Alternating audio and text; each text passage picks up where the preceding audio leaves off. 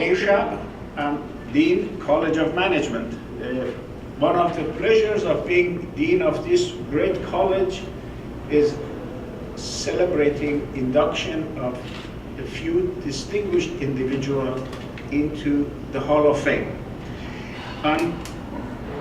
One of the hallmark events of the College of Management is the induction of select members to the Hall of Fame. The College of Management Hall of Fame is the highest recognition given by the college to leaders whose careers exemplify both individual excellence and dedication to the success of others. Through their vision and leadership, these individuals have made lasting contributions to the College of Management by providing inspiring role models for today's business students. It is my distinct pleasure to invite the 7th president of this great university, Dr. Virender Madgil, to the podium for a welcome on behalf of the universities. Dr. Madgil.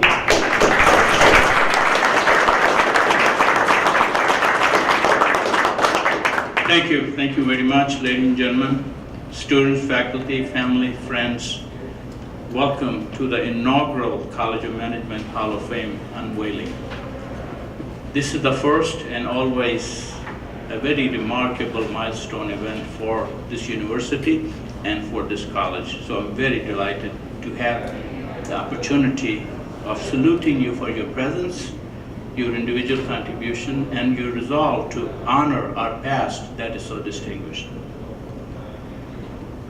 We appreciate you joining us, and the inaugural Hall of Fame is one of the college's first step in honoring and memorializing distinguished leaders in recognition of their significant and impactful contributions.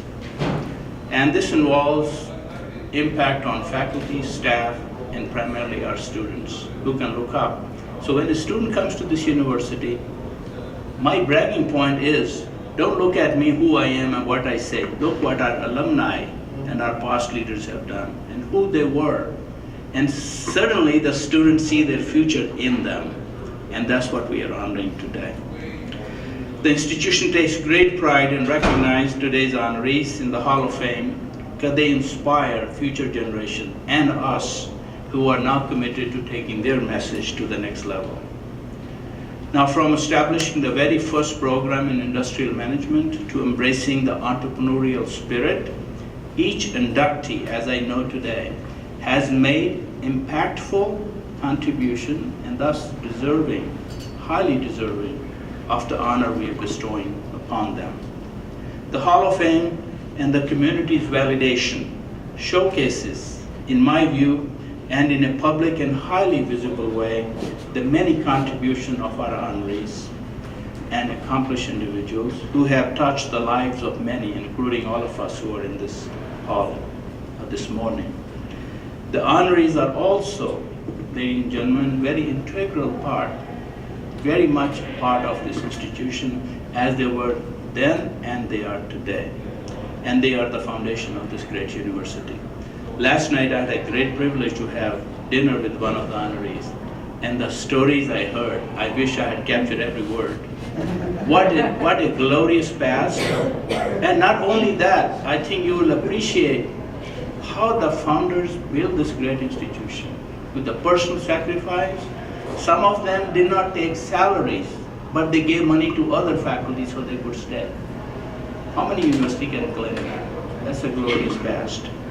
So as leaders and ambassadors, they have greatly influenced, enhanced the reputation of Lawrence Technological University, what was LIT, and I'll be remiss if I didn't at this time break from traditional remarks and acknowledge a great leader who is in the audience, our 4th president, who also changed the name from Lawrence Tech, LIT to Lawrence Technological University, Dr. Mark Burkert. Please.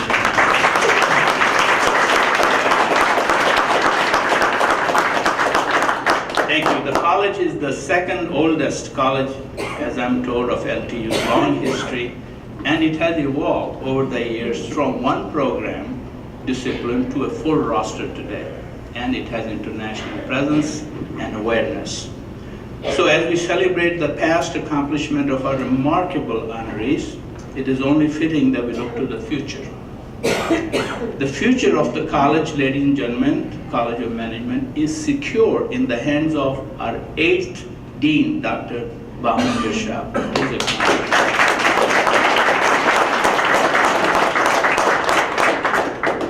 Dr. Mirsha, with his team of faculty, staff, and administrators, has taken on a personal mission to maintain the excellence that our honorees left for him and take our programs to the next level, regionally, nationally, and absolutely internationally. The college now has active faculty recruitment progress, and everyone is participating in that, and establishing a prominent advisory board of business leaders in the community who are happy to work with us and represent us in the business community. And they recognize alumni by many, many events. So we have a very active College of Management who's spreading its wings across the community so that they're all inclusive in the aspiration of the college and its growth. Then we added also Delta Mu Delta, an international student honor society in business, just a few weeks ago. So that students are part of academic and business community, not only here, but business community at large.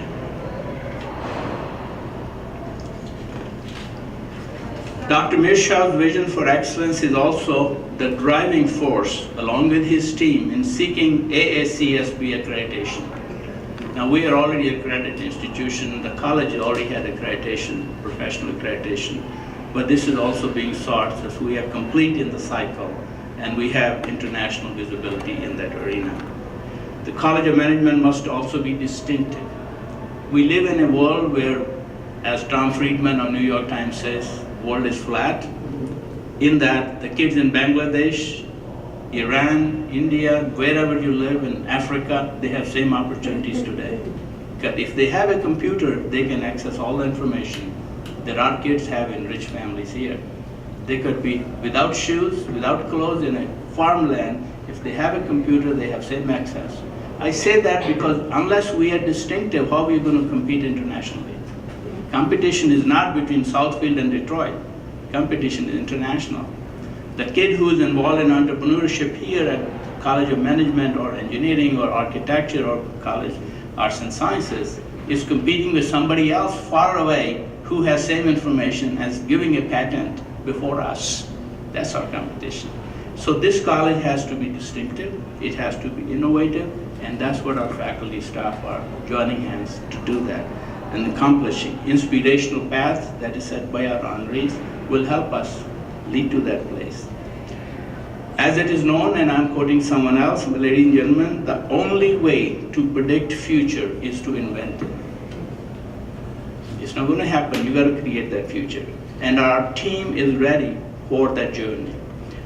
I appreciate you being here. It's what a privilege and honor, lifetime opportunity for me to congratulate the honorees and thank you all for joining us in saluting their accomplishment. Thank you very much.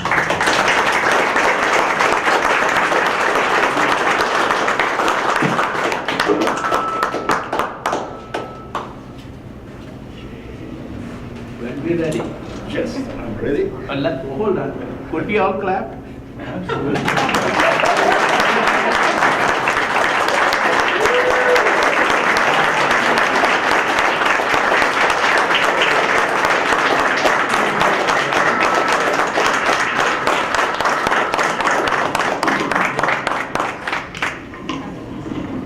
Thank you, Mr. President. We now proceed with the induction ceremony. Each inductee is going to be introduced by one of my colleagues. My colleagues are sitting here. I am going to start with my own inductee.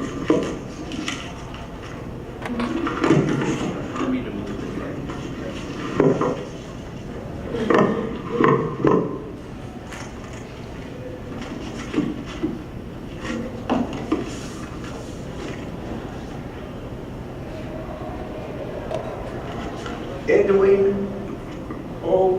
Doc Graffey. The founding dean of the College of Management, Edwin O. Graffey, served Lawrence Technological University for 40 years.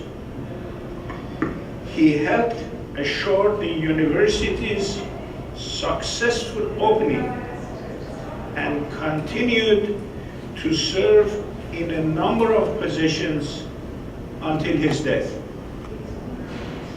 Affectionately called Doc Graffey, he was larger than life figure to the students he encountered, which during his tenure was actually the entire student body. As early alumni returned for campus reunions, it is invoking Graffey's name that most often opens a floodgate of happy memories. Russell, born German educated, Graffey earned a Doctor of Law degree from the University of Tübingen, I'm sorry, and then joined the import-export business in 1920s Hong Kong. Work with Kelvin brought him to Detroit.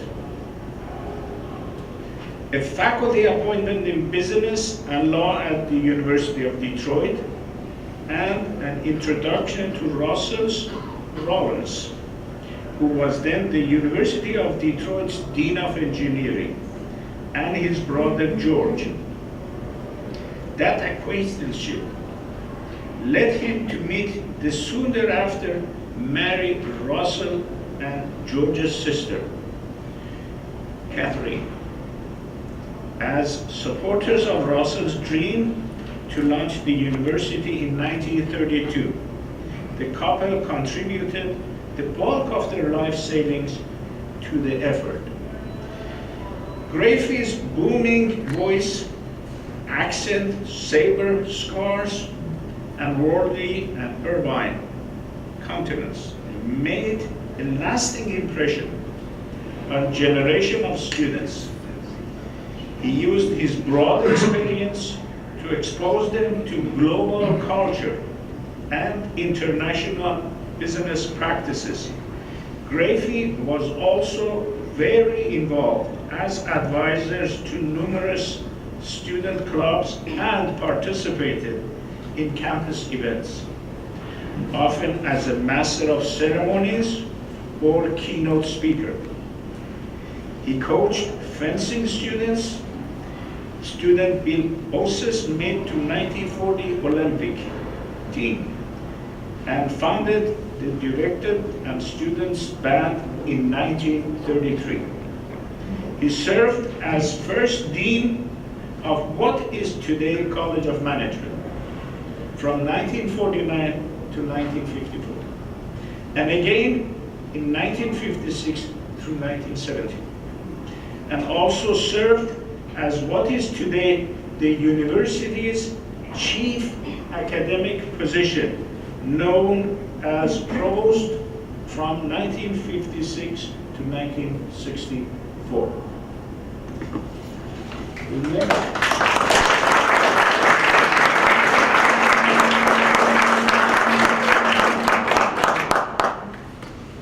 Good almost afternoon. I get the honor of introducing Catherine Lawrence Graffey, and I just found this short story I have amazing. She was the sister, as Dean Marischab said, of the founders, Russell and George Lawrence. But she was a very integral part of the creation and the success of Lawrence Institute of Technology. And I think that's incredible that your parents would give their bulk of their savings to create this institution. The first signatory of the original article of incorporation for Lawrence Institute of Technology was Catherine and her husband Edwin. As the president said, there are people who don't accept paychecks here, or in the past.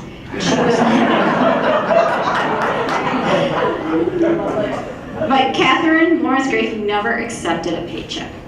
She dedicated her skills and knowledge to the startup of our institution. She helped to register new students, process bills, and manage financial accounts. Upon the completion of her studies in library science, she worked in the Lawrence Tech Library and helped convert the library's catalog system from the Dewey Decimal to the Library of Congress classification system. What an amazing job. Her tireless and ingenious efforts are reflected today in the astounding success of our Lawrence Technological University.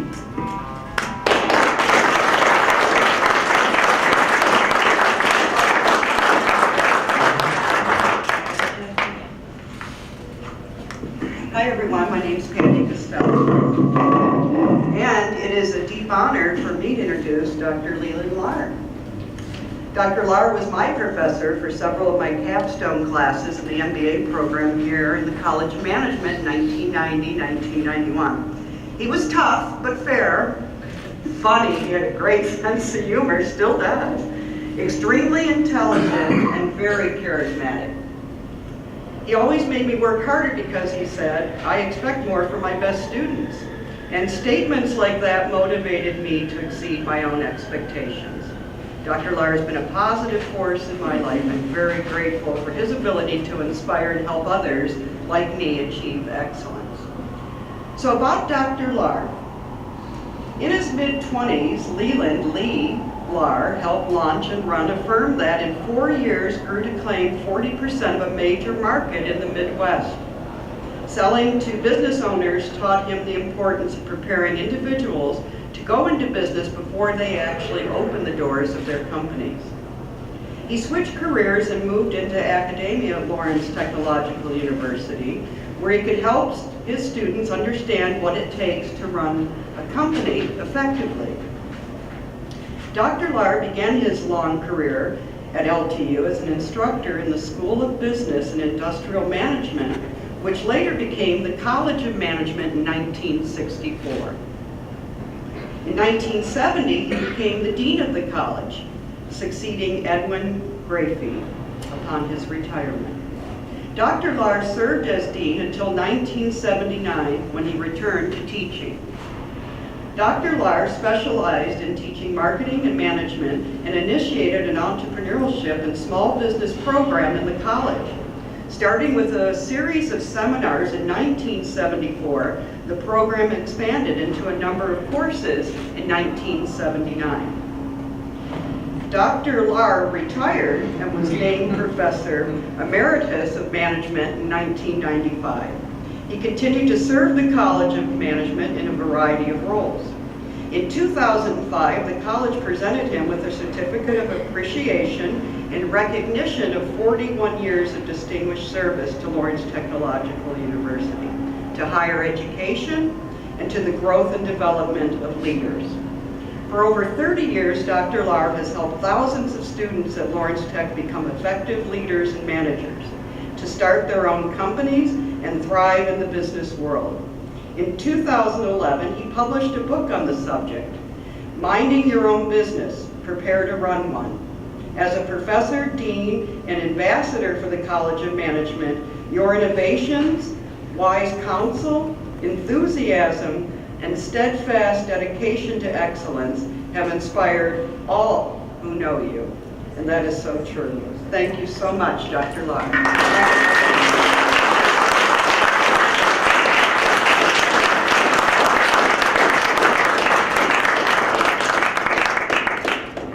I'm Lou Petro. I worked for Lee at one time. I was hired by Doc Grafey, so I know him.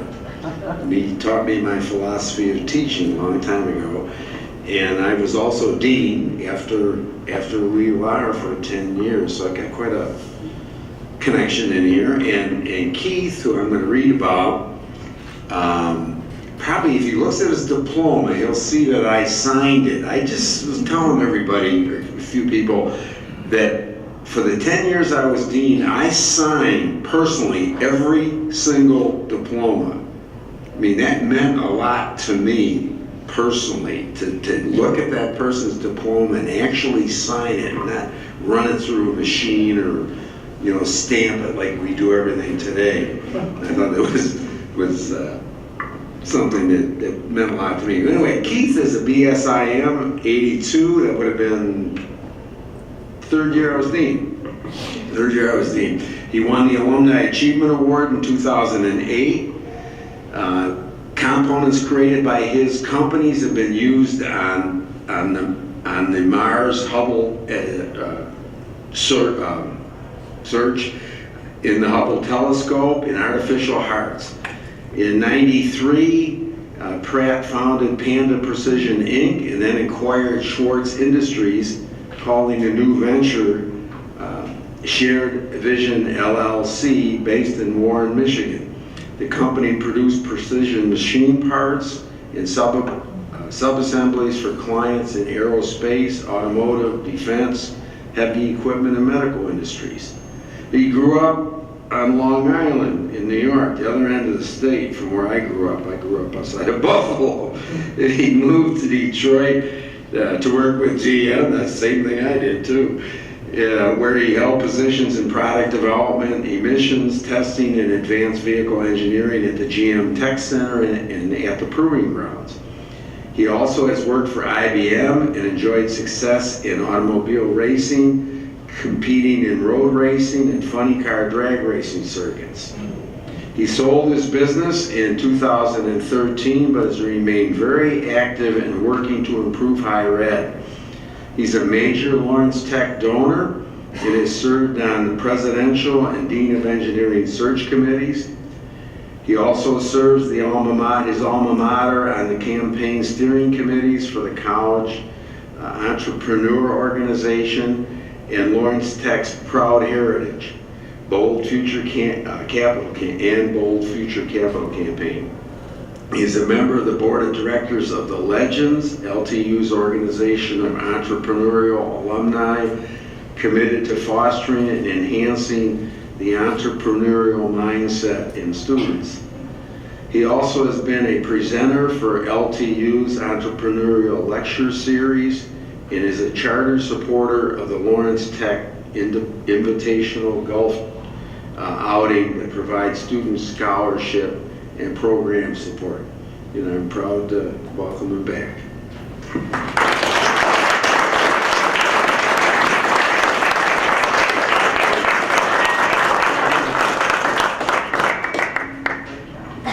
Tell you the truth, when they offered me the position, I said it would be extremely difficult for me to follow in the footsteps of individuals like yourself, like Katie's father, Luke.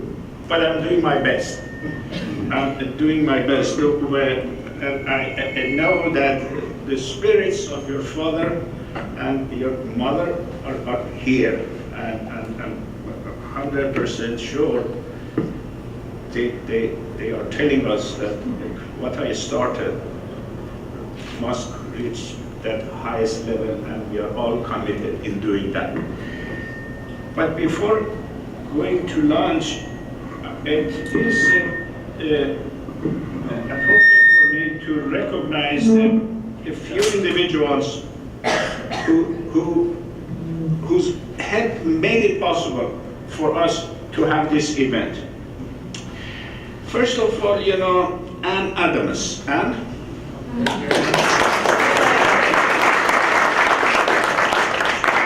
Thanks for your editing support.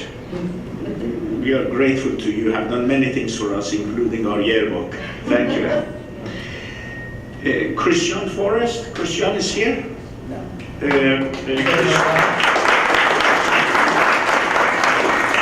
For a website setup that will highlight the honorees. Christian is a magnificent, friend of ours. Just pay me a few bucks to say good things.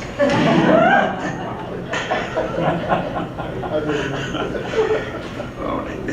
Sophia, right. It's a business deal. That's right. We are in business. Right. Sophia Lojorai. Sophia. Sophia is the art director and the visionary designer of the wall and mounting for these recognition plaques in the Hall of Fame. Her vision, evidenced by this Hall of Fame, is to create a distinguished setting that pays proper tribute to the grandeur and honor reflective of those individuals we recognize today. Thank you very much, Sophia.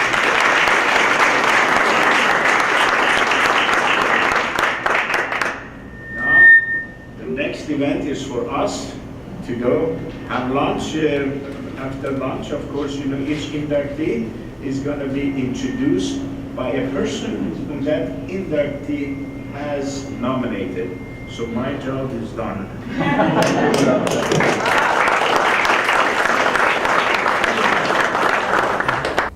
As you know, I introduced Doc Grafey.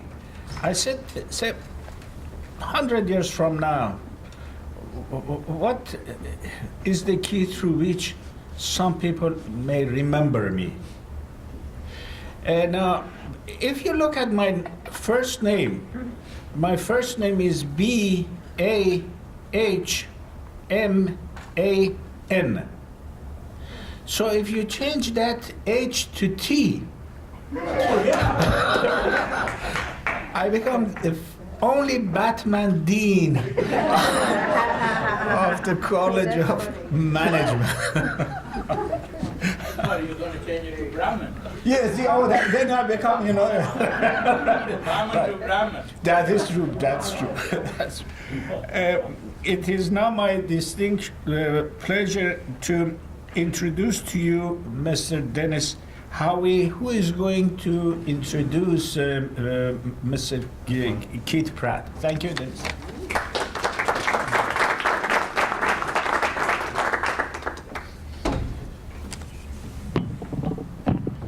I would love to be able to actually introduce Keith to all of you, but Keith was unable to join us today. He's actually traveling internationally on a trip he had planned with some friends many, many months ago, but did want me to say a few words on his behalf to the group here. First, he is very honored and appreciative of this award.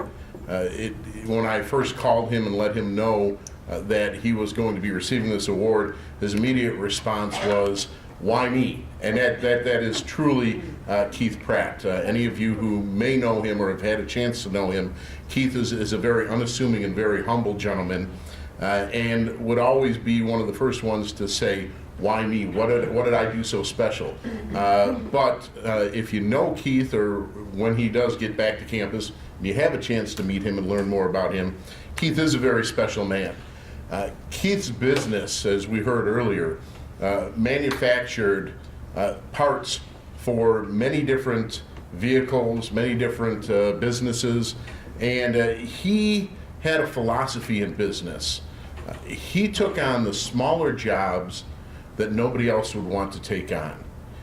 Keith believed that there was a niche out there where a lot of the bigger machine companies would take on the 10,000, 100,000 piece jobs and ignore the smaller parts, or the smaller piece jobs. Keith would take on the 1, 2, 3 part jobs that nobody else would touch, and in materials that nobody else wanted to work in because they were so expensive. I recall being at his office once, and Keith was talking about a part that he had being manufactured on his shop floor. It was a one piece, and he said, "That's happening right now. If there is a mistake made in that piece, I've got a $400,000 item sitting on the floor that is junk." And I said to Keith, I said, "Keith, if it were me and I had a piece that big and that important out on the shop floor, I'd be out there monitoring it." And Keith's response was, "Well, I know I've hired good people. I trust them. They will do the job. It will get done." And that really tells you almost everything you need to know about Keith. Keith, when we met with him, would always be talking about the projects he had going on and the work that he had going on. And he spoke like an engineer. His business was primarily an engineering business. But Keith would always remind us as we were walking out, "Remember, I'm a College of Management graduate, not an engineering alum." So he was very proud of that and always made that point. And he would tell us what he learned here in this college, in the classroom, and from the professors that he had at Lawrence Tech is what made him successful, allowed him to move forward in the world, in his business, and ultimately get to the point where he could sit in his office comfortably while a $400,000 piece was being manufactured on his shop floor and not worry about it because he knew he had the right people. That was his management style. That's what he had learned here. Keith has since sold that business and is now enjoying life. He's a pilot. He not only flies his own Learjet, but he also flies radio-controlled planes, spends a lot of time doing that, has a home down in Florida where he and his wife spend most of the winter. His wife also attended Lawrence Tech, never did complete her degree here, but that's another thing they remind us about frequently is that it's not just Keith, it's Keith and Terry. So we're very pleased that both of them are alumni of the College of Management here. And again, on behalf of Keith, he would like to extend his appreciation to the college, to the dean, and ultimately to all the professors who helped him get through school here and helped him become who he is today.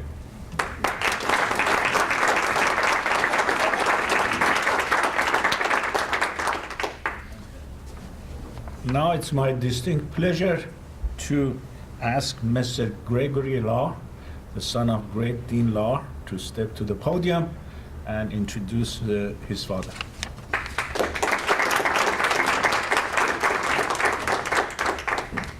Thank you, Dean Mershaw.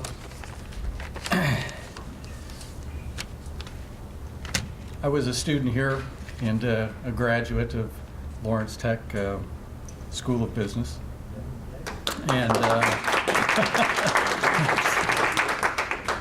just being here to stay, it kind of brings back a familiarity of, I feel as though I should probably do recitation of a case study or something. So, but thank you to President Mogill and all of those at Lawrence Tech who were involved in designing and executing really such a beautiful tribute to our Management School Hall of Fame inductees.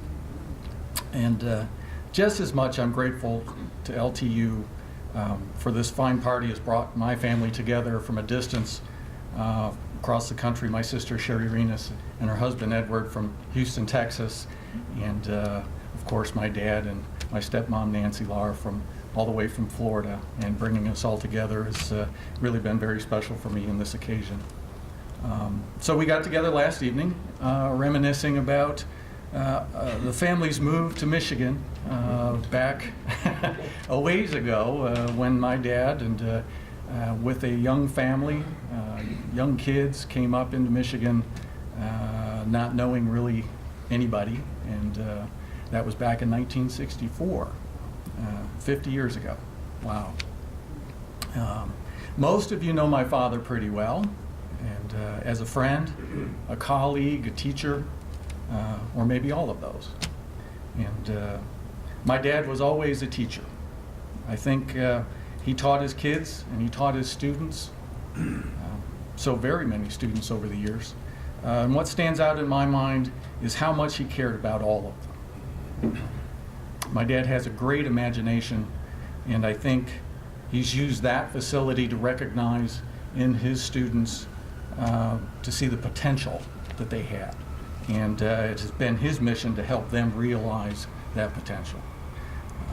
With intelligence, unfailing persistence, with humor, oh my God, the humor, with great conviction and deep sense of duty.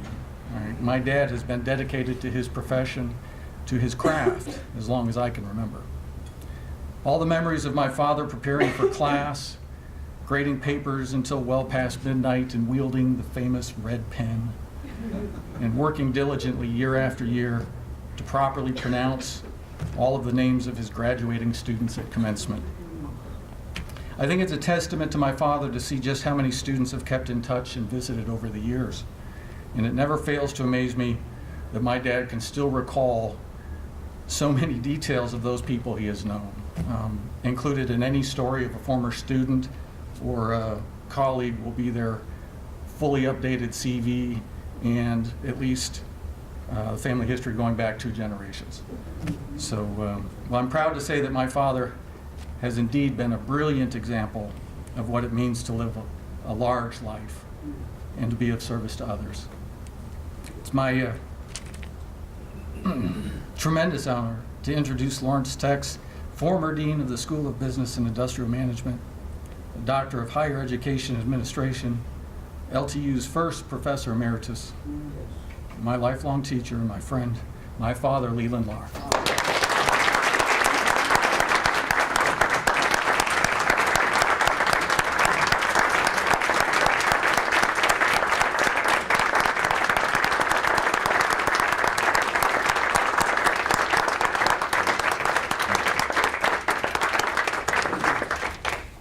Well, I thank you. It's wonderful to be here, unaccustomed as I am to speaking before large groups. I hope I can get over it. And I have something to point out to some of you who did not have any of my classes. I never gave exams, but I did have some academic opportunities available throughout the course, and a lot of people mistook them for exams, but I thought of them as being that. I would point out that this is a big year for me, a very big year, not just for this reason, but it was 50 years ago, let's try this again for authenticity. Are you ready here? It was 50 years ago, 1964, that I came to this area and to this campus, which was only about 9 years old when I came here. And there weren't many buildings. We had an engineering building, and we had an architecture building, and we had a maintenance shed, and the president's home. That was it. And the thing that got me, though, was the fact that when I came on campus, the air was electric. It was invigorating. It was wonderful. I just felt like this is where I would find promise. And I still drive onto this campus and I feel younger every time I get here. It's just marvelous. And there are a lot of people here that I had in class, and it's wonderful to see you all. And I will hope that we can add some more as time goes on. The time was 1964. And I came here to interview for a position on the faculty, and guess who it was that interviewed me? It was Doc Grafey. And he was quite a gentleman, but he also had a gentle way of leaving messages and ideas, planting seed, if you will. And when I came here, after he gave me a contract, we gathered for the start of, in August, for the start of the 1964-65 school year, and he said, "Mr. Lahr, would you be able to come into my office for just a little bit? I would like to talk with you." And so I went in there, and he asked me a question. "Were you not in sales?" And I said, "Yes, I was." And this was a comment that stuck with me, and is still, I think, a very useful one. He said, "That's good. I want every one of our faculty members at the start of every course to sell that course to the students, to show them why this course has value, why they should be taking this course." And I thought that was a great thing. I remembered that. Certainly when we are interested in a course, we learn more. But I think there was another thing that stuck with me, and that is the fact that it's a responsibility as well as an opportunity for the faculty and for the administration to make sure that those courses that we offer do have value, that they are going to do something to help. Now, the motto was another thing that turned me on, and again, it made me feel young, and it was theory or practice. that I really like that. It's not just knowledge, it's not just veritas, as some people in the Northeast think. It was understanding things, phenomena, so that you could now use them to help society, to get the job done, to make things happen that you want to have happen. And that is, I think, the distinction that the university has. It's not enough just to help you know about something. Can you use that knowledge to benefit society? In all the time that I've been here, I have to say the people have been wonderful with me. The colleagues tolerated me, and the administration was always supportive and helpful. It's the students, though, that I've always thought really were different. They were hardworking, they were well motivated, they were willing to take on challenges that we threw at them. They were respectful, courteous, all Eagle Scouts. And, well, maybe there were some. Maybe there were some that weren't quite as superb as they should have been. But they reminded me of my days, undergraduate days. I was a major in English composition and journalism. And I had a professor, he used a lot of red ink. You wonder where I came from with that red ink. It was Dr. Pence, yes. He wrote on things here, and he believed in assigning a lot of different writing jobs to be done here. And I got one back, and a lot of red was on it, but big letters here, he wrote, "This is too good not to be better." I thought, that's nice. But it translates, do it over again. That's what. And I always thought that our students and the institution here, like that paper, you're too good not to become better. You've been good to me. I love you all. God bless.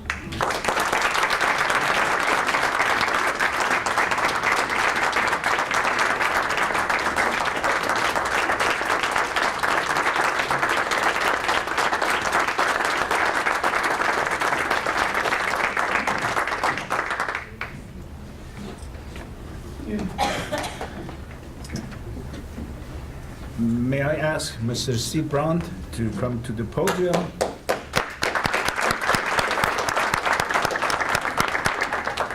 Steve is going to introduce Ms. Katie Burke. Thank you. Thank you, Dr. Mershab. He said earlier out there that the individual speakers have selected somebody to introduce them. Katie didn't ask me. I asked. And I'm very happy and privileged to do it. As we all know from what was out there, her mom and dad are two of the first four inductees into the Hall of Fame. And she is a phenomenal storyteller. And she's going to tell us a whole bunch of stories about her mom and dad and what they went through to get this institution started. I just want to take a minute, though, to talk a little bit about Katie herself. Katie is a PhD. So she is Katie Doc Burke. And she just shared a story at the table that I found very, very interesting. She was the first fully tenured professor, female professor, at the University of Southern California. No.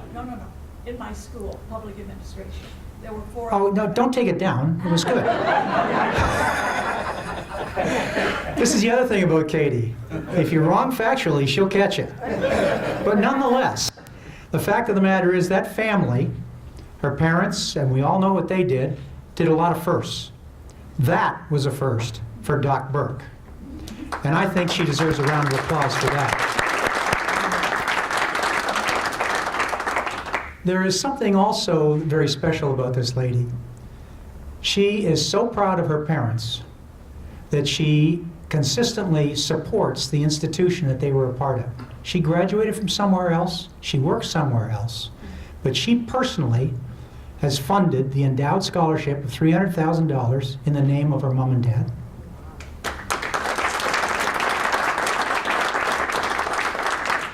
She has also committed 90% of her estate to the College of Management here at Lawrence Tech University.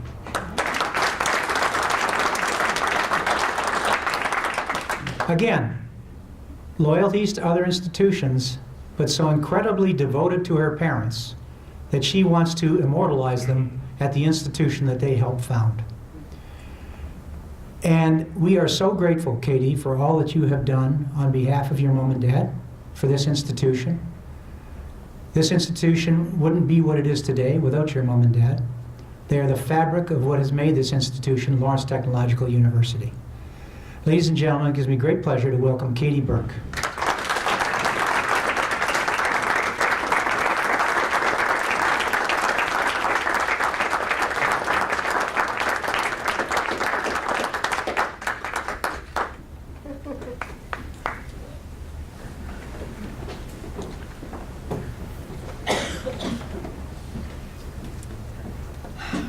Well, I had a lot of thoughts about what I could say when I got here, and I've been reminded of a few things. Dr. Lahr, one thing he said about selling a class, and I remember my dad telling me, he taught economics, and you can imagine how much engineers really like economics. And he would start the class by saying, how many people here are interested in economics? And they'd sort of sit, and somebody would, we better say something. And then he would say, how many of you are interested in money? That's what economics is about. And that's how he sold it. I thought what I could do is perhaps give you a little bit of history about the school. I never knew my Uncle Russell. He died before I was born. But he was absolutely beloved within the family, and so I heard lots of stories about him. And so I think I'll begin. How did a boy born in Brussels, Belgium in 1900 meet a girl born in Terre Haute, Indiana in 1905? And how that occurred was my dad decided when he was a boy he was going to come to the US. Big attraction when you're 9 years old, Yellowstone Park, a park bigger than Belgium. Had to see that. He was always interested in the new thing. He built a crystal radio when he was a boy, and one of the big thrills of his life was he heard a broadcast announcing that Blériot was the first person to cross the English Channel in an airplane. As he grew up, of course, World War I was not a very nice thing in Belgium. And, well, I don't have to go into the military and all the stuff he did there. But after World War I, he had definitely decided to come to the US. He wanted to see the Ford plant. Detroit in the 1920s was sort of like Silicon Valley in the 1990s. He had no money. My grandfather and grandmother had inherited millions, and they'd blown it. So he had to go to work. And so he went to China for 3 years to earn the money to come here.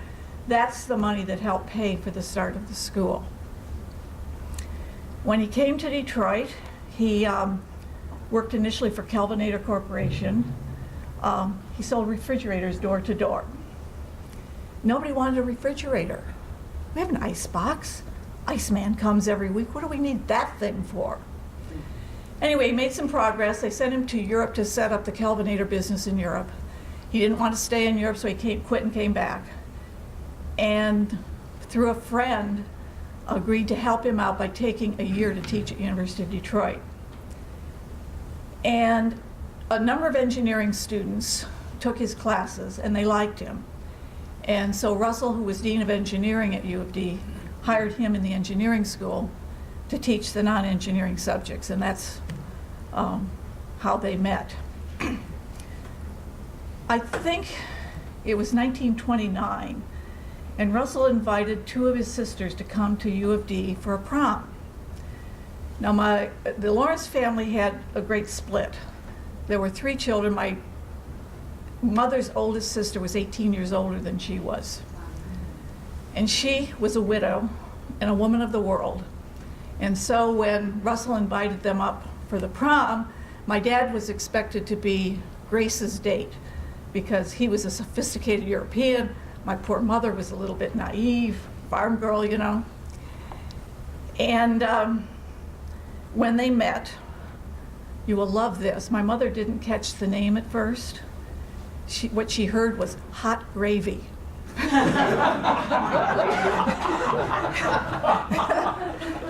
And my dad always said that when he saw her, he knew he was going to marry her.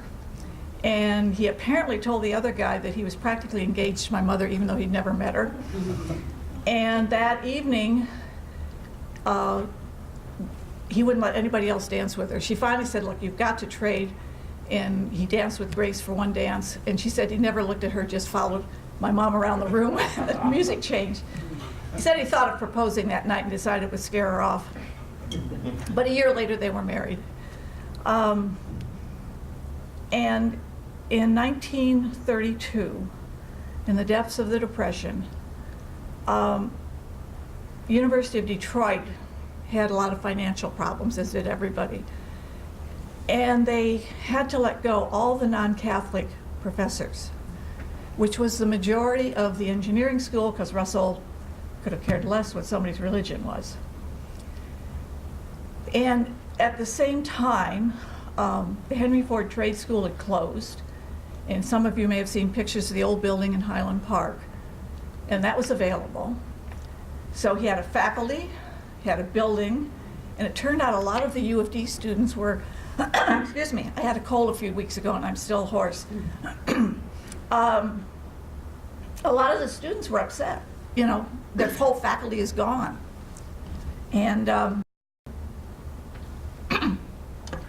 so they had students, faculty, a building, off we go.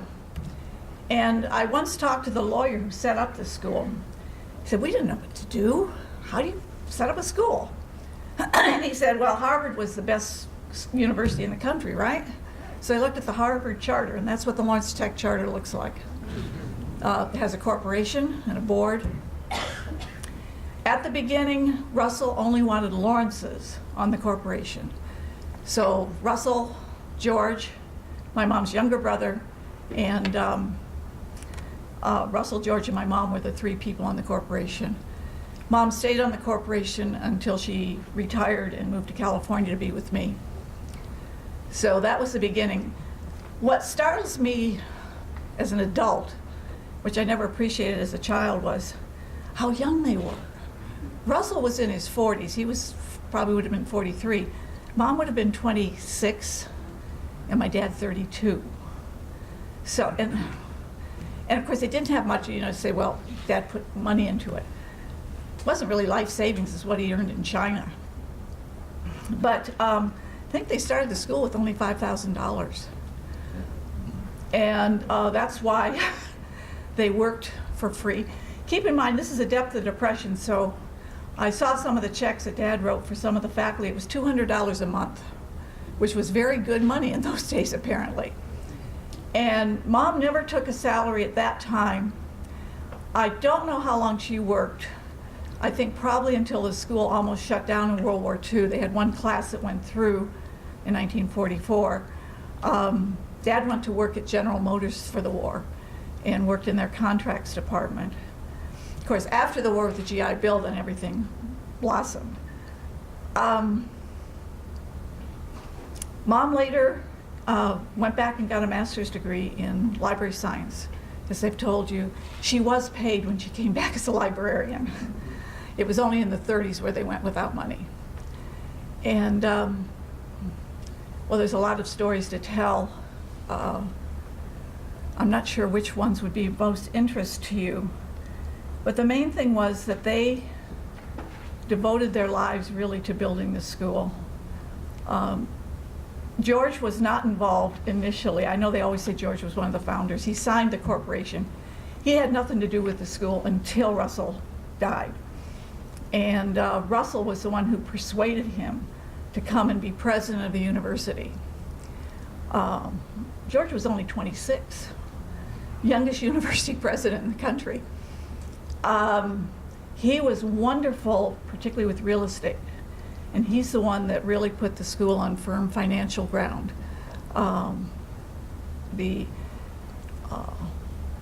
He was able to raise money for this campus And the original engineering building that looks so crummy today, it looked wonderful in its early years. That, you know where Northland is?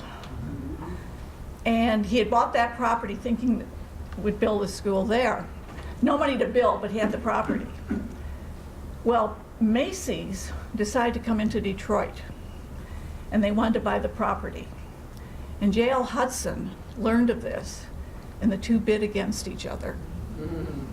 And I am not sure of the amount of money. My memory, keep in mind I was a kid then, my memory is about $2 million. $1 million to buy the property from Laro Farms, and $1 million to build the first building.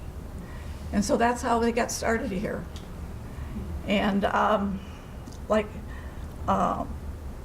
was said, I'm very proud of my parents. I didn't appreciate them as a child. I thought they were ordinary. It was perfectly normal to leave Europe, you know, when you're 23 years old and go spend 3 years in China. That didn't seem very unusual to me.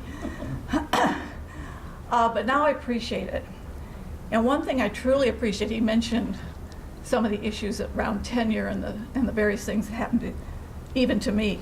When Dad learned about particularly some of the prejudice that I faced in my early career, he really worked to bring women into the school, help them get good jobs. That was one of the most important things in his life, was to help his students do well. So anyway, there's lots and lots of stories. Some of them a bit scandalous, but we won't discuss some of them. But anyway, this school has always meant a lot to me. I never understood when I was a child why everybody at the school was so nice to me. I mean, I just had a wonderful time. I'd run around the building, I'd get free cookies in the cafeteria. Never crossed my mind that who my uncle was and who my dad was, that might have made a little bit of difference. But anyway, I'm so pleased you're here. I'm very honored that they are being recognized. They both worked very hard, and I think contributed quite a bit to students and to the faculty that followed them. So thank you. Sorry for my words.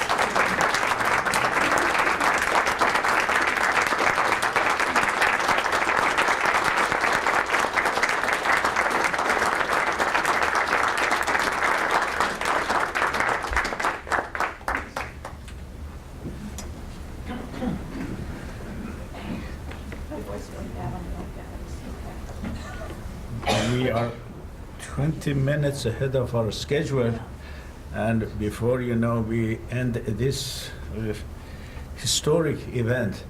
As always, I want to help individuals who are doing the job and me getting the credit. So let me start, at that corner.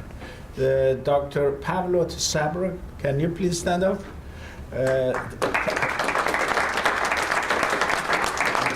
Dr. Tesabra joined us last year, PhD in finance from Kent State.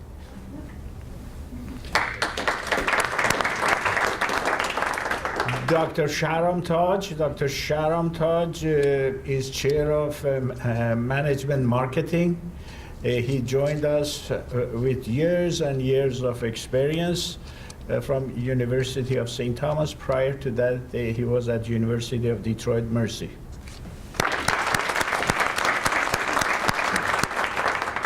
Dr. Thomas Marks, Professor Marks is chief economist at General Motors, and I remember, Kathy, when I was teaching at University of Detroit, each time we started, registration, his classes closed first.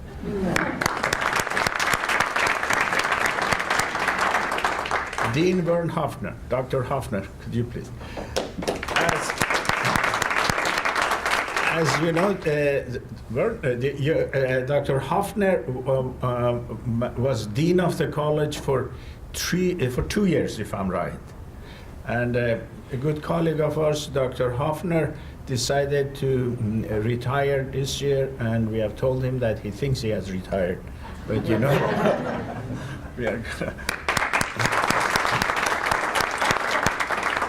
Dr. Sri Rakavan. Dr. Sri Rakavan, no, that's all right. Dr. Rakavan is responsible for many individuals who came here, got successful jobs through a very, very qualified MBA program. He's the person who started the first MBA, the first graduate program in this university. Am I right, Sri? I have to share that with 1.5 minutes too. Right. But I'm also competing with him to take credit for what other people do. So Right. don't investigate that too much. No, once in a while, I want to test to see if Sri remembers. So, Dr. Dave Eggleston. Dr. Dave Eggleston is a professor of management. He joined us last year. Dr. Patty Castelli. Dr. Patty Castelli, of course, has been with the institution for how many years, Patty? It'll be 20 in January. 20 in January. And Patty was among the first group which graduated from MBA program. Yeah.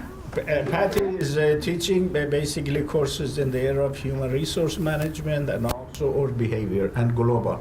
Thank you, Patty. Dr. Jackie Stavros. You may not know, don't sit down, Jackie.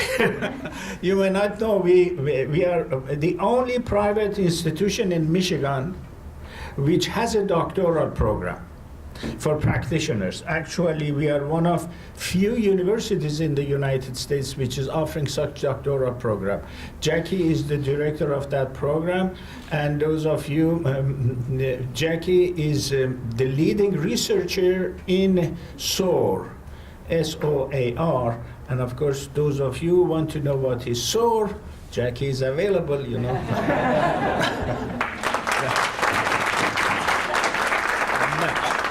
We go to this, table, Of course, we introduce, assistant Dina, director of graduate undergraduate programs, Ms. Mina Jena. Every single student here receives advice from Mina, and there are times I come here on Sundays, and Mina is, in her office. There are times I'm living late at night, her office light is open, but they tell me that sometimes he leaves it on for me. Annie joined us recently. Annie is assistant to Marissa. Marissa was also the face of the office. My right arm, Ms. Donna Kress, who is office manager. Megan is a work study. Megan is third year, if I'm right, architecture. Right, and a magnificent, person. Now, there are a few other individuals in this audience, and to tell you the truth, justice is not going to be served if I don't recognize them. And first of all, our best Vice President for Development, Mr. Steve Brown. Steve and his staff have been helping us from the day I came. And truly appreciate, Steve, what you are doing. I'm going to come to you. Angie, I should, thank you, my friend, for everything you have been doing since the time I came. Angie, please, Emily.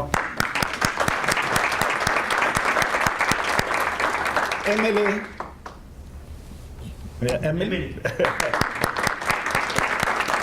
They do a lot of things behind the scene, and to tell you the truth, they ask me not to say anything to them, not to say anything, but it's not fair, because it's unbelievable how much support we get, from them. Of course, Ted is here. Ted is from development. Judy is, another support. Sophia, of course, is the greatest designer. My good colleague, Associate Dean from College of Architecture and Design, Amy, please stand up. And I don't know, whom did I leave out? Oh yes, oh yes, oh yes, oh yes. Yes, I'm glad, because Eric was about to wipe out all those pictures.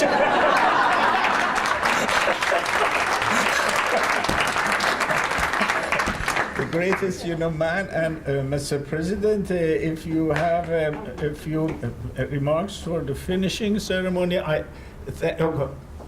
heard a rumor that a lot of these people are getting a raise pretty soon.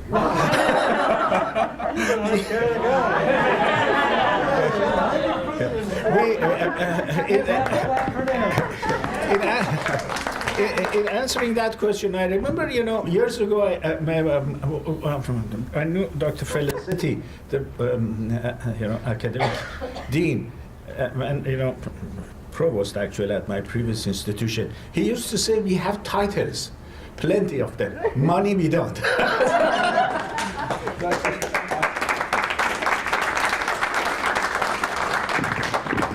Well, it's very hard to follow up the honorees and leaders we have heard from. I do like your suggestion of raising salary. Maybe after this meeting, I'll receive a check from you. I apologize now if it's bouncing. Well, ladies and gentlemen, this has been an emotional, uplifting event to learn from the founders of this institution, academic founders, administrative founders, and men and women who really put us on the path of greatness. It could not have happened without them, and we are so fortunate that in our lifetime we can experience their presence and hear from them. Because sometimes we learn about the past with which we had no connection, physical connection. This is a privilege to have these founders in good physical health with us and sharing their experiences. We couldn't be more grateful. So please acknowledge that from our behalf, this institution's behalf, our gratitude to them. Thank you.